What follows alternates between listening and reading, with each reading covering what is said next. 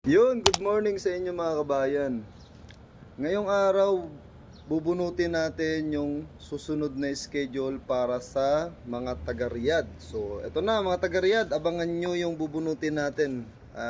Kaya tayo bubunot kasi hindi ko alam kung sino yung uunahin sa inyo. Lahat kasi gusto mauna. So, bunutin din natin yung mga taga-Riyadh na susunod na magpi-pick up. Pwede ka na mag-pick up mamaya. Panoorin mo lang tong video na to. Pwede ka na mag-pick up mamaya. Eto na.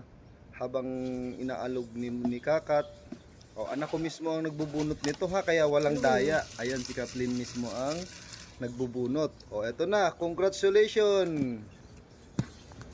Number 36, Nanay Edak. Congrats kabayan, ikaw yung susunod na magpi-pick up. Send mo sa akin sa WhatsApp to, screenshot mo to para makita ko na ikaw yung nanalo. So, pwede ka na mag-pick up mamayang hapon or tanghali, depende sa iyo kung ano. Sisend ko yung details sa WhatsApp. Congrats! Kaya sa mga susunod dyan, mabubunot kayo inshallah.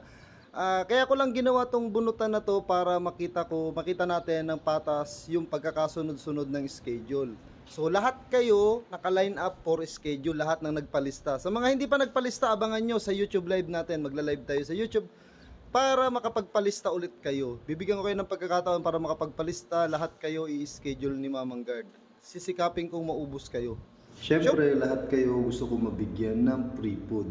Pero kailangan nating daanin sa bunutan para malaman natin yung pagkakasunod-sunod ng mga schedule na susunod na araw. So, pwede kayo mag-pick up.